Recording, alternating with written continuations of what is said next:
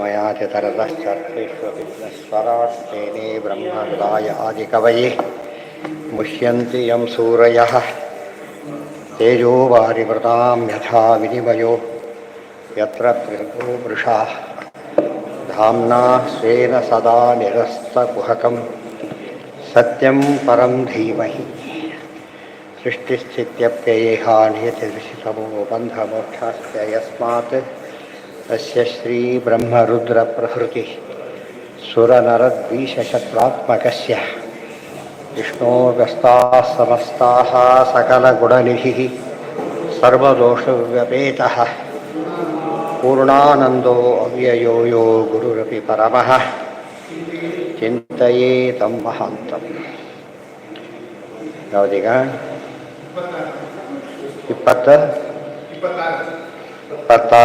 ಗುಣೇಶು ವಾ ವಿಷೇಚಿತ್ತಂ ಅಭೀಷ್ಟಂ ಗುಣಸೇವಯ ಗುಣಶ್ಚ ಚಿತ್ತೆ ಚಿತ್ತಪ್ರಭವಾಃ ಮದ್ರೂಪ ಉಭಯಂ ತ್ಯಜೇತ್ ಸ್ವರೂಪೇ ತದುಭಯಂ ತ್ಯಜೇತ್ ಮಯಿ ಸ್ಥಿತಾಶ್ಚೇತೋ ಗುಣಾಶ್ಚ ಇತಿ.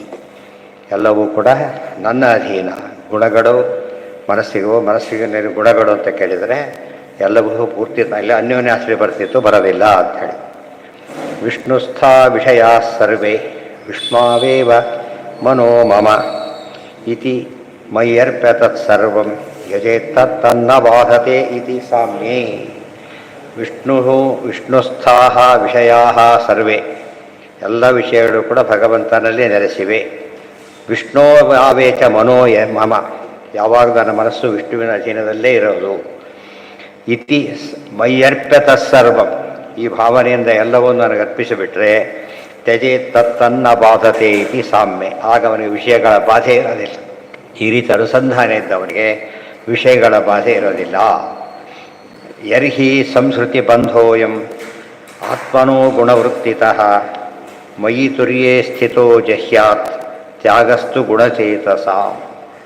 ಯರ್ಹಿ ಸಂಸ್ಕೃತಿ ಬಂಧೋಯಂ ಆತ್ಮನೋ ಗುಣವೃತ್ತಿತಃ, ಈ ಸಂಸಾರದ ಬಂಧ, ಸಂಸ್ಕೃತಿ ಬಂಧ, ಸಂಸಾರ ಬಂಧನ ಅಂದ್ರೇನು?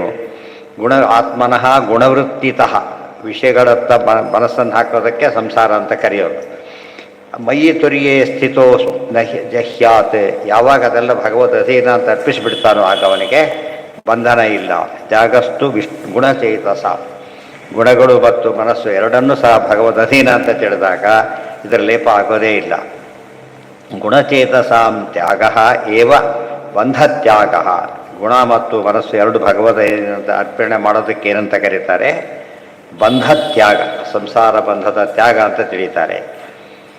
ಯಾವನ್ನಾನಾರ್ಥದೀಹಿ ಪುಂಸೋ ನ ನಿವರ್ತೇತ ಯುಕ್ತಿಭಿಃ ಜಾಗ್ರತ್ಯಪಿ ಸ್ವಪನ್ನಜ್ಞಃ ಸ್ವಪ್ನೆ ಜಾಗರಣಂ ಯಥಾ ಭಿನ್ನಸ್ಯ ತು ಏಕಭಾವೇನ ತಥಾ ಏಕಸ್ಯ ಚ ಭೇದತಃ ಜ್ಞಾನಂ ಜ್ಞಾನಾರ್ಥಧೀಃ ಪ್ರೋಕ್ತ ನಾನಾರ್ಥತ್ವಾತ್ ಅರ್ಥತದ್ಧಿಯೋಃ ಭಿನ್ನಸ್ಯ ತು ಏಕಭಾವೇನ ತಥಾ ಏಕಸ್ಯ ಚ ಭೇದತಃ. ಭಿನ್ನವಾದದ್ದನ್ನು ಒಂದೇ ಅಂತ ತಿಳಿಯೋದು, ಒಂದೇ ಆಗಿದ್ದನ್ನು ಬೇರೆ ಅಂತ ತಿಳಿಯೋದು. ಜ್ಞಾನಂ ನಾನಾರ್ಥಧೀಃ, ಇದಕ್ಕೆ ನಾನಾರ್ಥ ಜ್ಞಾನ ಅಂತ ಕರೀತಾರೆ, ತಪ್ಪದು. ನಾನಾರ್ಥತ್ವ ತತ್ ಅರ್ಥ ತದ್ಧಿಯೋ, ಇರೋದೇ ಒಂದು ತಿಳ್ಕೊಂಡಿದ್ದೇ ಒಂದಾದ್ದರಿಂದ ಅದು ತಪ್ಪು ತಿಳುವಳಿಕೆ ಅಂತ ಕರೀತಾರೆ. ಅದು ನಮ್ಮ ಅಧೀನದಲ್ಲಿ ಇಲ್ಲದನ್ನು ಇದೆ ಅಂತ ತಿಳ್ಕೊಳ್ಳೋದು ಭ್ರಮೆ, ಅದು ಬಂಧಕ್ಕೆ ಕಾರಣ. ಅಸತ್ವಾದ ಆತ್ಮನೋ ಅನ್ಯೇಷಾಂ ಭಾವಾನಾಂ ಕಿಂ ಕೃತ ಅಭಿಧಾ ಗತಯೋ ಹೇತವಶ್ಚಾಸ್ಯ ಮೃಷಾ ಸ್ವಪ್ನದೃಶೋ ಯಥಾ. ಅಸತ್ವಾದ ಆತ್ಮನೋ ಅನ್ಯೇಷಾಂ ಭಾವಾನಾಂ ಕಿಂ ಕೃತ ಅಭಿಧ. ಎಲ್ಲವೂ ಭಗವಂತ ಅಧೀನ ಆದ ಮೇಲೆ ಅಭೇದದ ಪ್ರಶ್ನೆ ಎಲ್ಲಿ ಬಂತು? ಅಧೀನಕ್ಕೂ ಅಭೇದ ಎಲ್ಲಿರುತ್ತೆ? ಅಧೀನ ವಸ್ತು ಅಂತ ಹೇಳಿದ ಮೇಲೆ ಭೇದವಾಗಿರಲೇಬೇಕು, ಕಡಿಮೆ ಆಗಿರಬೇಕು. ಜೊತೆಗೆ ಗತಯೋ ಹೇತವಶ್ಚಾಸ್ಯ ವೃಷಾ ಸ್ವಪ್ನದೃಶೋ ಯಥ. ಇವನ ತಿಳುವಳಿಕೆ ತಪ್ಪಾಗಿದ್ದಾಗ ಸ್ವಪ್ನದ ಪದಾರ್ಥಗಳನ್ನು ಬಾಹ್ಯ ಪದಾರ್ಥ ಅಂತ ತಿಳಿಯೋದು ಹೇಗೆ ವಿಪರ್ಯಯನೋ ಇದು ಹಾಗೆ. ಅಭಿಧಾ ಕಿಂಕೃತ ಯೇಷಾಂ ಭಾವಾನಾಂ ಪರಮೇಶ್ವರೇ ಯತೋ ಅಸತ್ವಂ ಅಶಕ್ತತ್ವಾತ್ ಭಾವಾನಾಂ ತಸ್ಯ ಶಕ್ತತಾ ತತಃ ಸತ್ವಂ ಸಾಧುಭಾವಃ ಸತ್ವಮಿತ್ಯುಚ್ಯತೆ ಬುಧೈಃ. ಸಾಧುಭಾವಶ್ಚ ಶಕ್ತಸ್ಯ ಸತೋ ಅನ್ಯ ಅಸಾಧುತಾ ತತಃ ಅಭೇದೇ ಜಗತೋ ವಿಷ್ಣೋರ್ಯಾ ವಾಚೋ ಯೇ ಚ ಹೇತವಃ ಸ್ವಪ್ನಜಾಗ್ರತ್ಕಲ್ಪಕವತ್ ಸರ್ವೇ ತೇ ಭ್ರಮದರ್ಶಿತಾಃ ಇತಿ ಶಾಶ್ವತ ಸಂಹಿತಾಯಾಮ್ ಅಭಿತಾ ಕಿಂಕೃತಾ ಏತೇಷ ಏಷಾಂ ಭಾವಾನಾಂ ಪರಮೇಶ್ವರೇ.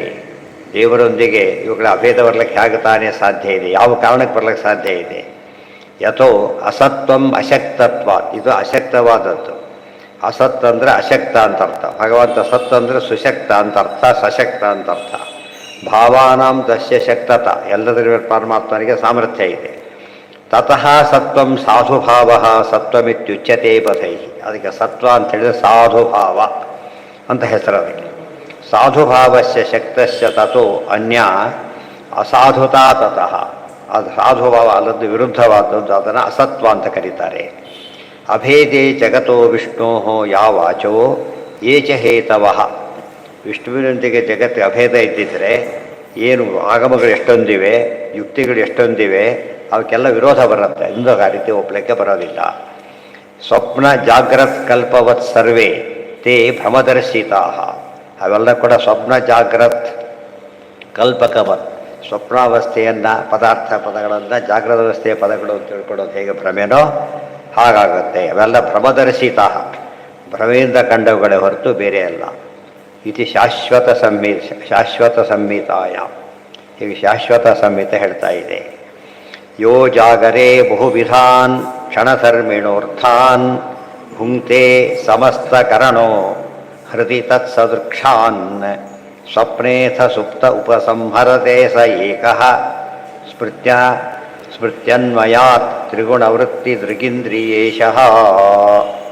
ಯೋ ಜಾಗರೇ ಬಹುವಿಧಾನ್ ಕ್ಷಣಧರ್ಮಿಣೋ ಅರ್ಥಾನ್ ಭುಂಕ್ತೆ ಸಮಸ್ತಕರಣ ಹೃದಿ ತತ್ ಸದೃಕ್ಷಾನ್. ಎಚ್ಚೆತ್ತಿದ್ದಾಗ ಅನೇಕ ವಸ್ತುಗಳನ್ನು ನೋಡಿದ, ಮನಸ್ಸಿನ ಸಂಸ್ಕಾರ ಉಳ್ಕೊಂಡಿತು. ಸ್ವಪ್ನೇ ಅಥ ಸುಪ್ತ ಉಪಸಂಹರತೆ, ಸ್ವಪ್ನದ ಅದೇ ಒಂದು ಸಂಸ್ಕಾರದಿಂದಾಗ ವಸ್ತುಗಳನ್ನ ಕಂಡು. ಇದು ವಸ್ತು ಕಂಡಿದ್ದು ಹೌದು, ಸ್ವಪ್ನದಲ್ಲಿ ಕಂಡಿದ್ದು ಹೌದು, ಆದರೆ ಈ ವಸ್ತು ಬೇರೆ, ಆ ವಸ್ತು ಬೇರೆ. ಅದನ್ನು ಒಂದೇ ಅಂತ ತಿಳಿಯೋದನ್ನೇ ಭ್ರಾಂತಿ ಅಂತ ಕರೀತಾರೆ. ಹಾಗೆ ನಾವು ತಪ್ಪನ್ನು ತಿಳಿಬಾರದು. ಸ್ಮೃತ್ಯನ್ವಯಾತ್ ತ್ರಿಗುಣವೃತ್ತಿ ದೃಗಿಂದ್ರಿಯೇಶ, ಇದರ ಮೇಲೆ ಇಂದ್ರಿಯೇಶ ಪರಮಾತ್ಮ ಸರ್ವೇಂದ್ರಿಯ ಪ್ರೇರಕ. ಆದ್ದರಿಂದ ಸರ್ವೇಂದ್ರಿಯಗಳಲ್ಲಿ, ಸರ್ವೇಂದ್ರಿಯ ವಿಷಯಗಳಲ್ಲಿ, ಸರ್ವೇಂದ್ರಿಯ ಪ್ರೇರಕೆಯಲ್ಲಿ ಮೂರಕ್ಕೂ ಅಭೇದ ಬರಲಿಕ್ಕೆ ಯಾವ ಕಾರಣಕ್ಕೂ ಸಾಧ್ಯ ಇಲ್ಲ. ದಕ್ಷಿಣಾಕ್ಷಿ ಸ್ಥಿತೋ ವಿಷ್ಣು ಭುಂಕ್ತೆ ಅರ್ಥಾನ್ ಜಾಗ್ರತಾಸ್ಥಿತಾನ್ ಕಂಠ ಸಂಸ್ಥಸ್ತಥಾ ಸ್ವಪ್ನಾನ್ ಜೀವಾನಂದಂಚ ಸುಪ್ತಿಗಃ ಶ್ರುತನ್ಮಯ ಸ್ಮೃತಿಭ್ಯಶ್ಚ ಸ ಏಕಃ ಪರಮೇಶ್ವರಃ ಅಸ್ವತಂತ್ರಸ್ಯ ಜೀವಸ್ಯ ಸ್ವತಂತ್ರೋ ಜಾಗ್ರದಾದಿನಃ ಸ್ವಯಂ ಸ್ವಪ್ನಾದಿಹೀನಃ ಸನ್ ಕ್ರೀಡತೆ ಪುರುಷೋತ್ತಮಃ ಇತಿ ತತ್ವೇ. ತತ್ವ ಅಂತ ಒಂದು ಗ್ರಂಥದ ಹೆಸರೇ.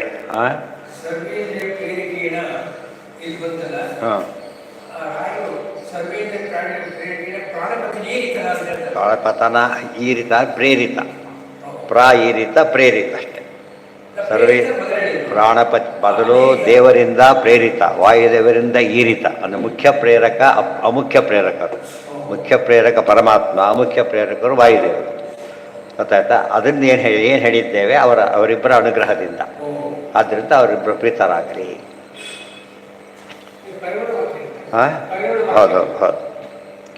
ದಕ್ಷಿಣಾಕ್ಷಿ ಸ್ಥಿತೋ ವಿಷ್ಣು, ಜಾಗ್ರದ ಅವಸ್ಥೆಯಲ್ಲಿ ಪದಾರ್ಥಗಳು ಕಂಡ್ರೆ ಬಲಗಣ್ಣಲ್ಲಿ ಒಳಗಿರತಕ್ಕಂಥ ಪರಮಾತ್ಮ ಅವುಗಳಿಗೆ ಸ್ವಾಮಿಯಾಗಿದ್ದಾನೆ. ಕುಂಡಲ ಕಂಠ ಸಂಸ್ಥಾ ಸ್ವಪ್ನ, ಕಂಠದಲ್ಲಿರ್ತಕ್ಕ ತೈಜಸ ರೂಪ ಅದು ಅದನ್ನ ಜೀವಾನಂದಂತ ಸುಪ್ತಿಗ, ಮಲಗಿದಾಗ ಪ್ರಾಜ್ಞಾರೂಪ ಸ್ವರೂಪಾನಂದ ಜೀವನದು ವ್ಯಕ್ತ ಆಗುತ್ತೆ ಅವನಿಗಾಗ. ಶ್ರುತಿ ಅನ್ವಯ ಸ್ಮೃತಿಭ್ಯಶ್ಚ, ಇದೆಲ್ಲ ಶ್ರುತಿ ಹೇಳಿದ ಮಾತು, ಸ್ಮೃತಿ ಹೇಳಿದ ಮಾತುಗಳು. ಸ ಏಕಃ ಪರಮೇಶ್ವರ, ಒಬ್ಬನೇ ಪರಮೇಶ್ವರ. ಈಶ್ವರ ಸಮರ್ಥ, ಪರಮೇಶ್ವರ ಸರ್ವಸಮರ್ಥ. ಅಸ್ವತಂತ್ರಸ್ಯ ಜೀವಸ್ಯ ಸ್ವತಂತ್ರೋ ಜಾಗ್ರದಾದಿತ. ಅಸ್ವತಂತ್ರ ಜೀವ ಜಾಗ್ರದ ವ್ಯವಸ್ಥೆಯಲ್ಲಿ ನೋಡೋದಕ್ಕೂ ಅಸ್ವತಂತ್ರ. ಕಣ್ಣಿರಬೇಕು, ಕಾಣಿಸ್ಬೇಕು, ನೂರಾರು ಸಮಸ್ಯೆಗಳು. ಮಲಗಿದಾಗಂತೂ ದುಸ್ವಪ್ನ ಅವಾಯ್ಡ್ ಮಾಡೋಕ್ಕೆ ಸಾಧ್ಯನೇ ಇಲ್ಲ, ನೋಡ್ತಾನೆ ಇರ್ತಾರೆ. ಒಳ್ಳೆ ಸ್ವಪ್ನ ಬರ್ತಿರುತ್ತೆ, ನಿಂತೋಗ್ಬಿಡುತ್ತೆ. ದುಸ್ವಪ್ನ ಬೇಡ ಅಂದರೆ ಡೆವಲಪ್ ಆಗ್ತಿರುತ್ತೆ. ಆದ್ದರಿಂದ ಅಸ್ವಾತಂತ್ರ್ಯ ಎದ್ದು ಕಾಣುತ್ತಾರೆ. ಅದೇ ರೀತಿ ಜಾಗ್ರದ ಅವಸ್ಥೆಯಲ್ಲೂ ಕೂಡ ಅಸ್ವಾತಂತ್ರ್ಯ ಇದೆ. ಸ್ವತಂತ್ರ ಅದು ಭ್ರಮೆ, ಅದೇನು ಅವಸರದಲ್ಲಿ ಬಿಡ್ತಾನೆ. ಸ್ವಯಂ ಸ್ವಪ್ನಾದಿಹೀನ ಸನ್ ಕ್ರೀಡತೆ. ಆದರೆ ಪರಮಾತ್ಮನೇ ಮಾತ್ರ ಸ್ವಪ್ನ ಇಲ್ಲ, ಸುಷುಪ್ತಿ ಇಲ್ಲ, ಯಾವಾಗಲೂ ಜಾಗ್ರದ ಅವಸ್ಥೆ. ನಮ್ಮಂಥ ಎಚ್ಚರ ಅಲ್ಲ ಅದು. ಸ್ವರೂಪದ ಎಚ್ಚರ ಇತಿ ತತ್ವೇ ಸ್ವಪ್ನೇನ ಶಾರೀರಂ ಅಭಿಪ್ರಹತ್ಯ ಅಸುಪ್ತಃ ಸುಪ್ತಾನ್ ಅಭಿಚಾಕಸೀತಿ ಇತ್ಯಾದಿ ಇದೆಲ್ಲ ಶ್ರುತಿ ಹೇಳಿದೆ ಅಂತ ಅಲ್ಲೆಲ್ಲ ಸಂಧ್ಯಾಧಿಕರಣದಲ್ಲಿ ವಿಸ್ತಾರವಾಗಿ ಹೇಳಿದ್ದಾರೆ. ಇಲ್ಲಿ ಅದನ್ನೆಲ್ಲ ಇದು ಅರ್ಥೋಯಂ ಬ್ರಹ್ಮಸೂತ್ರಾಣಾಮ ಆದ್ದರಿಂದ ಇಲ್ಲಿ ಇದು ಸಂಬಂಧಪಟ್ಟಿದ್ದನ್ನು ಹೇಳಿದ್ದಾರೆ.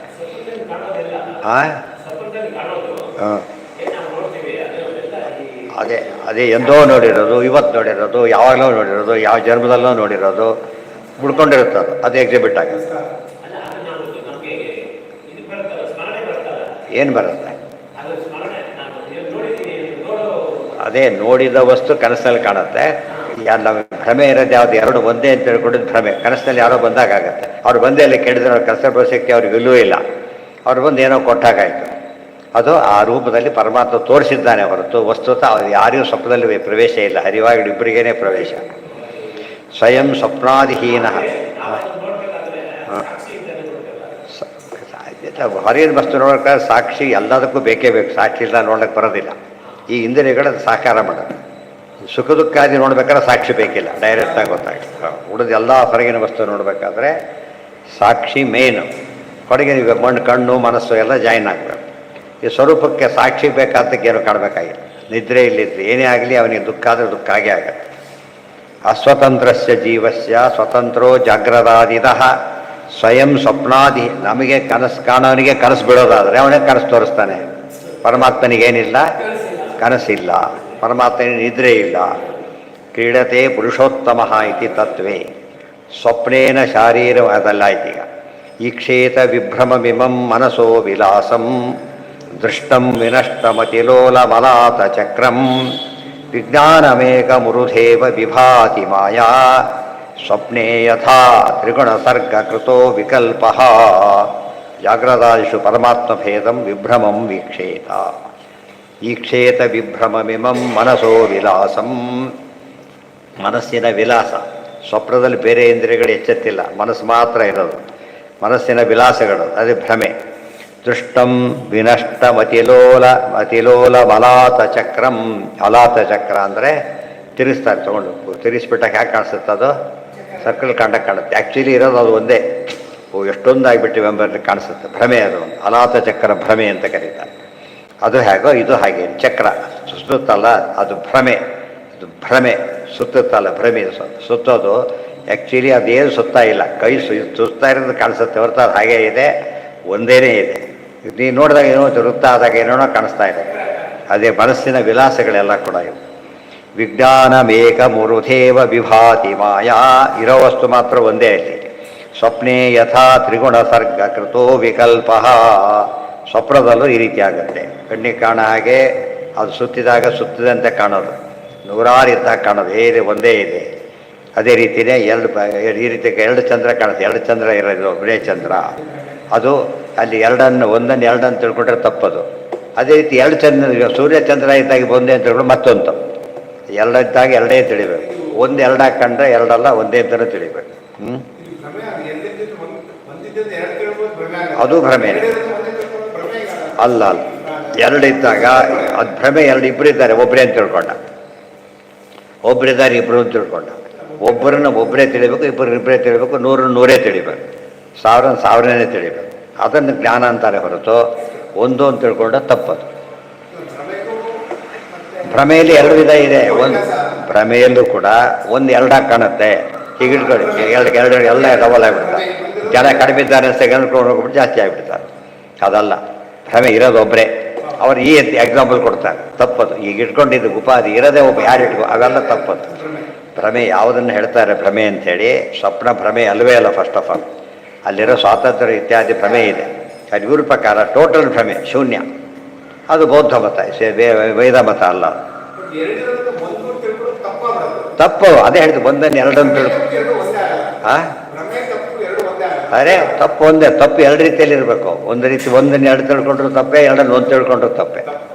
ಮತ್ತೆ ತಪ್ಪು ಭ್ರಮೆ ತಪ್ಪು ಅಂತ ಅಷ್ಟೇ ಅರ್ಥ ಅದಕ್ಕೆ. ಗೊತ್ತಾಯ್ತಾ? ಜೀವೇಶ್ವರ ಇಬ್ಬರು ಇದ್ದಾರೆ, ಒಂದು ಅಂತ ತಿಳ್ಕೊಡೋದು. ದೇವರೊಬ್ಬನೇ ಇದ್ದಾರೆ, ಇಬ್ಬರು ಅಂತ ತಿಳ್ಕೊಡೋದು. ಸಗುಣ ನಿರ್ಗುಣ ಬ್ರಹ್ಮ ತಪ್ಪಾಯ್ತು. ಮತ್ತೆ ಹೌದು, ಭ್ರಮೆ ಅಂದರೆ ತಪ್ಪು ಅಂತಲೇ ಅರ್ಥ. ತಪ್ಪು ತಿಳುವಳಿಕೆಗೆ ಭ್ರಮೆ ಅಂತ ಕರೆಯೋದು. ತಪ್ಪು ತಿಳುವಳಿಕೆ ಯಾವ ರೀತಿ ಇದ್ರೂ ತಪ್ಪೇ. ಹೀಗಿರಬೇಕು ಅಂತ ಶುಕ್ತಿ ರಹಿತ ಅಂತ ತಿಳ್ಕೊಂಡ್ರು ತಪ್ಪೆ, ರಹಿತ ಶುಕ್ತಿ ಅಂತ ತಿಳ್ಕೊಂಡ್ರು ತಪ್ಪೆ. ಸಾಮಾನ್ಯ ಚಾನ್ಸಸ್ ಜಾಸ್ತಿ ಇರೋದು ಯಾವುದು? ರಹಿತ ಶುಕ್ತಿಯನ್ನು ಶುಕ್ತಿ ರಹಿತ ಯಾತಕ್ಕೆ ಅಂತಾರೆ ಅಂದರೆ ಸಾಮಾನ್ಯವಾಗಿ ಕಾಣುತ್ತೆ. ಹೆಚ್ಚು ಜನ ಭ್ರಮಿಸೋದು ಶುಕ್ತಿನೂ ರಹಿತ ಅಂತ ತಿಳ್ಕೊಳ್ಳೋದೇನೆ. ಅದಕ್ಕೆ ಎಕ್ಸಾಂಪಲ್ ಹೇಳಿದ್ರೆ ರಜತ ಶುಕ್ತಿ, ರಜ್ಜು ಸರ್ಪ, ಸರ್ಪ ರಜ್ಜು ಎರಡೂ ಅಷ್ಟೇ. ಯಾವ ಕಡೆಯಿಂದ ನೋಡಿದ್ರು ತಪ್ಪೇ. ಉಪಯೋಗಿಸೋ ಸ್ಥಳ ಆ ಪರಿಸ್ಥಿತಿ ಅದರಲ್ಲಿ ವ್ಯತ್ಯಾಸ ಆಗುತ್ತೆ ಹೊರತು ಅದು ಇದೇ ಬೇರೆ. ಜಾಗ್ರದಾದಿ ಕರೋ ದೇವ ಪರಮಾತ್ಮ ಏಕ ಏವತು ಇತಿ ವೀಕ್ಷೇತ ಸತತ ಮುಚ್ಯತೆ ಸಂಸ್ಕೃತೆ ರತಃ ಇತಿ ಪ್ರಕಾಶಿಕಾಯ. ಜಾಗ್ರದ ಅವಸ್ಥೆಯಲ್ಲಿ ನಾವು ಮಾಡ್ತೇವೆ, ಸ್ವಪ್ನಾವಸ್ಥೆ ನಮ್ಮ ಕೈಯಲ್ಲಿ ಇರ್ಕೋಬಾರದು. ಸ್ವಪ್ನಾವಸ್ಥೆ ಹೇಗೆ ನಮ್ಮ ಅಧೀನದಲ್ಲಿಲ್ವೋ ಹಾಗೆ ಜಾಗ್ರದ ಅವಸ್ಥೆಯು ನಮ್ಮ ಅಧೀನದಲ್ಲಿಲ್ಲ ಅಂತ ಎಕ್ಸ್ಟೆಂಡ್ ಮಾಡ್ಕೋಬೇಕಲ್ಲ. ಇತಿ ವೀಕ್ಷೇತ ಸತತ ಮುಚ್ಯತೆ ಸಂಸ್ಕೃತೆ ರತಃ ಇತಿ ಪ್ರಕಾಶ. ಇದರ ಸ್ವಪ್ನ ಯಾತಕ್ಕೆ ಕೊಡ್ತಾನೆ ದೇವರು ಅನ್ನೋದಕ್ಕೊಂದು ಉತ್ತರ ಇದೆ. ಅಂದರೆ ನೀವು ಸ್ವಾತಂತ್ರ್ಯ ನಿಮಗಿಲ್ಲ ಅಂತ ತಿಳ್ಕೊಳ್ಳಿ ಅಂತ ಮನಸ್ಸು ಕೊಟ್ಟು ತೋರಿಸ್ತಾನೆ ಪರಮಾತ್ಮ. ಅದನ್ನು ಅರ್ಥ ಮಾಡ್ಕೊಳ್ಳೋದು ಬಿಟ್ಟು ಅದು ಮಾತ್ರ ಕ್ಷಮೆ ಅಲ್ಲ. ಅರ್ಜುನ ನೀನು ಅರ್ಜುನಂದೇ ಕರ್ಮ ಮಾಡಬೇಕಲ್ಲ, ಎಲ್ಲರೂ ಮಾಡಬೇಕಂತ. ಅರ್ಜುನ ಕರ್ಮಣ್ಣೇ ವಾಧಿಕಾರಸ್ಥೆ ಅಂದರೆ ಅರ್ಜುನಿಗೆ ಮಾತ್ರ ಅಧಿಕಾರ ಅಲ್ಲ, ಗೊತ್ತಾಯ್ತಿಲ್ಲ. 35 ಒಳಗೆ ಬಂದಿರೋ ಫೇರೆ ಎಲ್ಲರೂ ಅಷ್ಟು ಜನರು ಫೇಲೇ ಹೊರತು ಒಬ್ಬನಿಗೆ ಅನ್ವಯ ಆಗೋದಿಲ್ಲ. ಆ ರೀತಿಯೇ ತಿಳಿಬೇಕು. ವಿಭ್ರಮೋ ಅಯಮಿತಿ ಯದಾ ವಿಭ್ರಮೋ ಅಯಮಿತಿ ದೃಷ್ಟ ತದೈವ ವಿನಷ್ಟ. ನಮಗೆ ಯಾವ ಭ್ರಮೆ ಅಂತ ಗೊತ್ತಾಯಿತು, ಅಲ್ಲಿ ಏನು ತಿಳ್ಕೊಂಡಿದ್ದ ಅವನು, ದೊಡ್ಡ ಹಗ್ಗ ನೋಡಿ ಬಿತ್ತು, ಮೇಲಿಂದ ಜಾರಿ ಬಿತ್ತು, ಅವ ಓಡಿಬಿಟ್ಟ. ಆಮೇಲೆ ನೋಡಿದಾಗ ಗೊತ್ತಾಯ್ತು, ತಕ್ಷಣ ಖುಷಿಯಿಂದ ಹತ್ರ ಹೋದ. ಯಾಕೆ? ಅದು ಸರಿಯಾದ ಜ್ಞಾನ ಭ್ರಮೆ ಕಳೆದು ಬಿಟ್ಟಾಗ ಅದರಿಂದ ಏನು ಉಂಟಾಗಿತ್ತು ಅದು ಹೋಗಿಬಿಡುತ್ತೆ. ಅದಕ್ಕೆ ವಿಭ್ರಮೆ ದುಷ್ಟ ತದೈವ ವಿನಷ್ಟ. ಭ್ರಮೆ ಅಂತ ತಿಳ್ಕೊಂಡ ತಕ್ಷಣವೇ ಅದು ನಮ್ಮ ಬಾಧೆ ಇಲ್ಲ. ಏನೋ ತಿಳ್ಕೊಂಡ್ಬಿಟ್ಟಿದ್ವಿ, ದುಃಖ ಎಲ್ಲ ಹೊರಟೋಯ್ತು ಅವನಿಗೆ. ಈಗಾಗಲೇ ನಮ್ಮ ಸಂಸಾರದಲ್ಲಿರೋದು ಹಾಗೇನೆ. ನಮ್ಮದು ಅಂತ ತಿಳ್ಕೊಂಡು ನಾವೇನು ಮಾಡ್ತೇವೆ, ಬಂದರೂ ಲಾಭ ಅಂತ ತಿಳ್ಕೊತೇವೆ. ತಪ್ಪದು. ಹೋದ್ರೆ ಅದು ತಪ್ಪೆ. ಬ್ಯಾಂಕಿಗೆ ತುಂಬ ಸಿಟ್ಕೊಂಡ್ಬಿಟ್ಟು ಕ್ಯಾಶಿಯರ್ಗೆ ಹೇಳ್ತಿರ್ತಾರೆ, ಒಂದು ಇಟ್ಟುಬಿಟ್ಟು ನೋಟ್ ಕಟ್ಟಿಟ್ಬಿಡ್ತಾರೆ, ಗೊತ್ತಾಯ್ತಾ. ಅದು ಕಾಯಿನ ಒಂದೊಂದು ರೀತಿ ಎಷ್ಟು ಸಿಟ್ಟು ಬರುತ್ತೆ, ಅವ್ರಿಗೆ ಕೊಟ್ಟು ಸಿಟ್ಟು ಬರಲ್ಲ. ಇನ್ನೂ ಅದು ಯಾರ್ದು ಅದನ್ನಲ್ಲ, ಅದು ಅದಕ್ಕೇನಾಯ್ತು ಅವನಿಗೆ. ಈಗ ಏನು ಇಷ್ಟೊತ್ತ ನಾಳೆ ಬರ್ರಿ ಹೋಗಿ ಅಂತ ಹೇಳ್ತಾನೆ. ಅವನಿಗೆ ದುಡ್ಡು ಕೊಟ್ಟರೆ ನಾಳೆ ಬರ್ರಿ ಅಂತಾನ. ಅಲ್ಲಿ ಭ್ರಮೆ ಇಲ್ಲ ಅವನಿಗೆ. ಯಾಕೆ? ಇದು ನಂದಲ್ಲ ಅಂತ ಗೊತ್ತಿದೆ. ಅದೇ ರೀತಿಯೇ ನಿಷಿದ್ಧ ಪದಾರ್ಥ ಬಂದಾಗ ಏನು ಮಾಡ್ಬೇಕು, ಅದನ್ನು ಟೆಂಪ್ಟ್ ಆಗ್ತಾನೆ. ಯಾಕೆ ತೊಗೋಬಾರ್ದು? ಬ್ಲ್ಯಾಕ್ ಮನಿ ಇಟ್ಕೊಂಡಿದ್ದಾನೆ ಅಂದರೆ ತೊಗೊಳ್ಳೋರಿದ್ದಾರೆ ಅಂತ ಅರ್ಥ. ಅದಕ್ಕೆ ತೊಗೊಳ್ಳೋರಿಲ್ಲದವ್ರು ಇಟ್ಕೊಂಡು ಏನು ಮಾಡ್ತಾನೆ ಅವನೀಗ? ಗಿರಾಕಿಗಳೇ ಇಲ್ಲ, ಅದು ವಸ್ತುನ ಯಾರು ಮಾರೋದೇ ಇಲ್ಲ. ಇವತ್ತು ಇಬ್ಬರಲ್ಲೂ ರೋಲ್ ಇದೆ ಅದರಲ್ಲಿ. ಆದ್ದರಿಂದ ಎಂದೂ ಕೂಡ ಏನು ಮಾಡಬಾರ್ದು, ಅನಿತ್ಯ ನಿತ್ಯ ಅಂತ ತಿಳಿಯೋದು, ನಿತ್ಯನ ಅನಿತ್ಯ ಅಂತ ತಿಳಿಯೋದು, ನಮ್ಮದನ್ನು ಬೇರೆ ಎಲ್ಲ ಕನ್ಫ್ಯೂಷನ್ ಅನೇಕ ರೀತಿ ಇರ್ತದೆ. ಎಲ್ಲವೂ ತಪ್ಪೇನೆ. ಅದು ಭ್ರಮೆ ಅಂತ ಗೊತ್ತಾಗಬೇಕು. ಗೊತ್ತಾಗ್ಲಿಕ್ಕೆ ಆಗಮ ನಮಗೆ ಸ್ವಪ್ನ ದೃಷ್ಟಾಂತ ಇದೆ, ಅದನ್ನು ಎಕ್ಸ್ಟೆಂಡ್ ಮಾಡಿಕೊಂಡ್ರೆ ಅಸ್ವಾತ್ ಅಂದರೆ ಕ್ಲಿಯರಾಗಿ ಗೊತ್ತಾಗುತ್ತೆ. ಎದ್ದಾಗಲೂ ಕೂಡ ತೊಗೊಳ್ಳಿ, ಎದ್ದಾಗ ಕೂಡ ಯಾವುದೋ ಬೇಕು ಅಂದ್ಕೊಂಡು ಸಿಗಲಿಲ್ಲ, ಸ್ವಾತಂತ್ರ್ಯ ಇಲ್ಲ. ಬೇಡ ಅಂದ್ರೆ ಗಟ್ಟು ಬಿತ್ತು. ಯಾವುದೋ ನೋಟಿಸ್ ತೊಗೋಬೇಕಾಗಿದೆ, ಎಲ್ಲಿ ಎಸ್ಕೇಪ್ ಆಗಿ ಹೋಗಿ ಹುಡ್ಕೊಂಡು ಕೊಡ್ತಾರೆ. ಎಮ್ಮ ಬಂದರೆ ಕೊಡ್ತಾ ಹೋಗ್ಬಿಡ್ತಾರೆ, ಆ ಕಡೆ ಹೋಗ್ಬಿಡ್ತಾರೆ. ಬೇಕಾದ ಸಿಗ್ತಾ ಇಲ್ಲ, ಬೇಡವಾದ ಹುಡುಕೊಂಡು ಬಂದು ಕೊಡ್ತಾನೆ. ಏನು ಮಾಡೋಕೆ? ಅದಕ್ಕೆ ಅಸ್ವಾತಂತ್ರ್ಯ ಬಂತು. ಅಲ್ಲೂ ಅಸ್ವಾತಂತ್ರ್ಯ, ಇಲ್ಲೂ ಅಸ್ವಾತಂತ್ರ್ಯ. ಅದನ್ನು ಹೇಳಿದ್ದು. ಇದೇ ನಾಮ ಪರೋ ನ ಭವೇತ್ ಸಹರಿ ಕಥಮಸ್ಯ ವಶೇ ಜಗದೇತದಭೂತ್. ಇದೇ ರಾಮ ನತಸ್ಯ ವಶೇ ಸಕಲಂ ಕಥಮೇವತ್ತು ನಿತ್ಯ ಸುಖಂ ನ ಭವೇತ್. ನಮ್ಗೆ ಯಾಕೆ ನಿತ್ಯ ಸುಖ ಆಗ್ತಾ ಇಲ್ಲ? ಸ್ವಾತಂತ್ರ್ಯ ಇಲ್ಲ. ಸಿಂಪಲ್ ಆನ್ಸರ್ ಅದಕ್ಕೆ. ಏನು ಕಾರಣ ಕೊಟ್ಟರು ಸ್ವಾತಂತ್ರ್ಯ ಇಲ್ಲ ಅಂತಾರೆ. ಅವ್ರು ಏನಾಯ್ತು ಗೊತ್ತಾ, ಅವ್ರು ಬರಲಿಲ್ಲ ಯಾರು. ಸರಿ, ಅವ್ರು ಬರ್ಸೋ ಶಕ್ತಿ ನಿನಗಿಲ್ಲ ಅಂತ ಆಯ್ತಲ್ಲ, ಬಂತು ಸ್ವಲ್ಪ ಬಿಸ್ ಆಯ್ತಂತೆ. 1000 ಹೇಳು, ದಿನ ಸ್ವಾತಂತ್ರ್ಯ ಇಲ್ಲ ಅಂತ ಅರ್ಥ. ದೇವರ ಯಾವ್ದು ಹೇಳಿದ್ದಾನ? ಕೃಷ್ಣ ಯಾವುದು ಹೇಳೋದಿಲ್ಲ, ಮಾಡ್ಬೇಕಂತ ಬಾಡೇ ಮಾಡ್ತಾನೆ, ಸ್ವತಂತ್ರ ಅಂತ ಅರ್ಥ. ಅದಕ್ಕೆ ನಮ್ಮ ಬೇರೆದಕ್ಕೆಲ್ಲ ಎಕ್ಸ್ಪೆರಿಮೆಂಟ್ ಹೊರಗಿಂದ ತಗೋತೇವೆ. ಇನ್ನು ಅದು ವೇದಾಂತಕ್ಕೆ ಒಳಗಿಂದ ತಗೋತಾರೆ. ಅಧ್ಯಾತ್ಮ ಅಂದರೆ ಅದಕ್ಕೆ ಧ್ಯಾನ ಅಂದರೆ ಕಣ್ಮುಚ್ಚಿಕೊಂಡ್ರೆ ಧ್ಯಾನ ಅಲ್ಲ. ವಿಷಯ ಸರಿಯಾಗಿ ಅರ್ಥ ಮಾಡಿಕೊಂಡ್ರೆ ಅದು ಧ್ಯಾನ, ಗೊತ್ತಾಯ್ತಾ. ಧ್ಯಾನದ ಪರ್ಪಸ್ ಏನು? ವಿಷಯ ತಿಳ್ಕೊಳ್ಳೋದು. ತಿಳ್ಕೊಂಡಾದರೆ ಆ ವಿಷಯದ ಜ್ಞಾನ ಬಂತು ಅಂತ ಅರ್ಥ. ದೇವ್ರ ಬಗ್ಗೆ ಹಾಗೆ ತಿಳಿಬೇಕು. ಅವನು ಸ್ವಾಮಿ, ಎಲ್ಲರೂ ಅವ್ರದ್ದು ಇದೆಲ್ಲ ಇದ್ದರೆ ಬರೀ ಚಿತ್ರ ನೋಡಿದರೆ ದೇವರಲ್ಲ. ಅದು ದೇವರು ಯಾವ ರೀತಿ ಇದ್ದಾನೆ, ಸರ್ವತಂತ್ರ ಸ್ವತಂತ್ರ, ಅದು ನಮ್ಮ ಅದು ಧ್ಯಾನ ಅಂತಾರೆ ಹೊರತು ಸುಮ್ಮನೆ ನೋಡಿ ತಿಳ್ಕೊಂಡ್ರೆ ಧ್ಯಾನ ಅಂತ ಕರೆಯೋದಿಲ್ಲ. ಅನ್ನ ಸುಳ್ಳನ್ನು ಅನ್ನ ತಿಳ್ಕೊಂಡ್ರೆ ಅವನಿಗೆ ಇದು ಬಂತು, ಊಟ ಹೊಟ್ಟೆ ತುಂಬುತ್ತಾ? ಇಲ್ಲ. ದೇಹಭೇದೇಶು ಅವಸ್ಥಾಸು ಪ್ರಾದುರ್ಭಾವೇಶು ಚ ಏಕಲಂ ಯದಾ ವಿಭ್ರಮೋ. ಅದಾಯ್ತಲ್ಲ, ಶ್ರುತಿ ಯುಕ್ತಿಭಿ ವಿಚಾರಿತೆ ಅತಿಲೋಲ. ಶ್ರುತಿ ಭಕ್ತಿ ಯುಕ್ತಿ ನೋಡಿದಾಗ ಗೊತ್ತಾಗುತ್ತೆ, ಓಹೋ ಇದೆಲ್ಲ ತಪ್ಪು ಅಂತ ಅರ್ಥ ಆಗುತ್ತೆ. ಅದು ಯೋಚನೆ ಬೇಕು. ಅದಕ್ಕೆ ಮನನ ಅಂತ ಕರೆದು. ಆಗವ ಹಾಗೆ ಹೇಳ್ತಾ ಇದೆ, ಅನುಭವ ಹಾಗೆ ಹೇಳ್ತಾ ಇದೆ. ಆದ್ದರಿಂದ ಸ್ವಪ್ನ ಸುಳ್ಳಲ್ಲ, ಸ್ವಪ್ನದ ವಸ್ತುಗಳು ಹೊರಗಿರೋ ವಸ್ತುಗಳಲ್ಲ, ಅಷ್ಟು ತಿಳ್ಕೊಬೇಕು.